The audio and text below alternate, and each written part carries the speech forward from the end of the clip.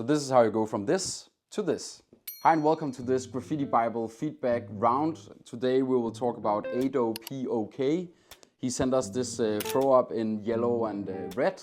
So let's dive into it. So he sent us this throw up where it says KEST. And as you can tell, he's probably a new writer. Maybe this is his first throw up. The outline and the can control is not quite there yet, but he's getting there. So let's start by outlining what he did. So as you can see, he's really trying to make some of these lines in one go, which is really good. But sometimes he ends up with not the best connections and not the best flow in the letters. This is the raw throw up that he did. I really like the fact that he's actually put all these round elements into the letters, because it shows that he has been thinking about that, okay, if I'm making a throw up, it should be overall coherent. It should have rounder corners everywhere instead of just pushing different styles. In my opinion, the letters becomes too flat. They become too dense. I think he should allow some more room within or besides each letter. So I will try now to make my version of how he could improve this throw up. Starting with the K, I'll try to acknowledge that a K is a letter that is right-faced, but you can actually also use this space beside it. So if I'm trying to go from his outline and making my own K, I'll try to use the room to the left a little bit more. And so as you can see in the K right here, he really tried to acknowledge that the K has this element of the K. And I really like that, but let's try to bring it out even more. So I think I would make a K that looks like this, maybe even add this one. So you can really see that the K is going like this. Now I'll just move it slightly to the left, because that gives us space for adding the E next. So making the E, you can see that he tried to do this. And I really appreciate that he tried to put in some style, but like this line I don't get. Why would you do this? There's not a flow element in it. Like, why would you need to push it up here? Maybe if you had this one, then I would think it could make sense, but right now it seems like it doesn't belong there.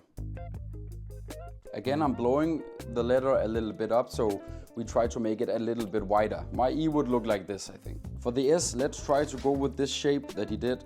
That is almost like a lightning. He has a big top and a big bottom, so let's try to acknowledge that.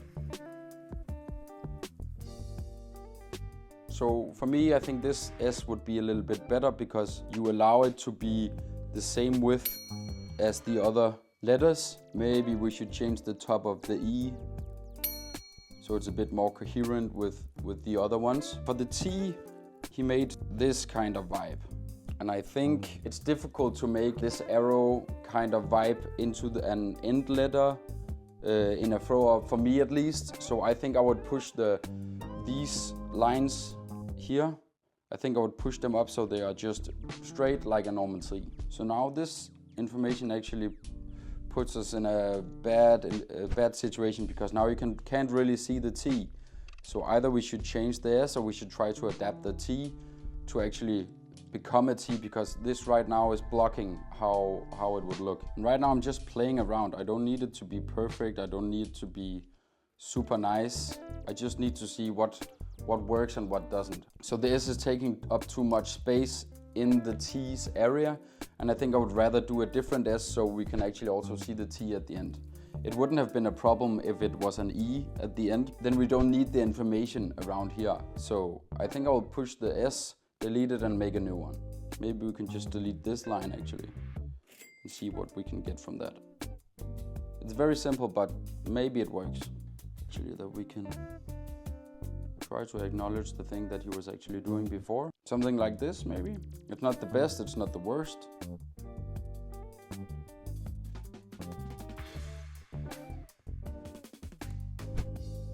Yeah, maybe this becomes too flat. We need the round lines. Maybe it's a bit too much. Yeah, maybe it's a bit too flat, so it's not coherent with the other style. Okay, I actually think this is not too bad. I don't think it's great either, but I think it's a nice build on what we had. So this is how I would make the throw up in his style. Adding add-ons to your throw ups and pieces are a great way to add some style to what you're doing and to make it come a little bit more alive. There's all these sorts of things that you can actually put together to make a mediocre piece come a really great piece. Sometimes it's because of the add-ons, but sometimes it's also because the writer has been really good at picking the right colors or doing the right outline or the can control. So adding an exclamation mark is always a classic thing. Or these splats coming from one of the corners. And then already now you have a better throw up. Like this screams so much more at me saying, hey, look at me, this is just spit up on the wall. Adding a drop down shadow the very, very easy way. I'm using some of the brushes from our brush pack from Graffiti Bible, and you can find them in the link below. I'm making my fill-in with an angle. So instead of just pulling it very straight, I'm leaning it a little bit towards the right. And I really like this style because it looks like it have a little bit more energy to it, but you know, you can do whatever. Maybe we'll just, so it pops a little bit more. Okay, so this would be my take on Kest. We hope you like this walkthrough. If there's anything I missed, please also engage in the comments and let us know what you would have done differently. So Ado, I really hope that you could use this feedback. If you end up going out and making it in this kind of style, then upload it and tag us. We would love to see it. If you who are watching are struggling with making some graffiti or how you should define your style, then send us your stuff and maybe we can do a feedback round on it like this. So this is how you go from this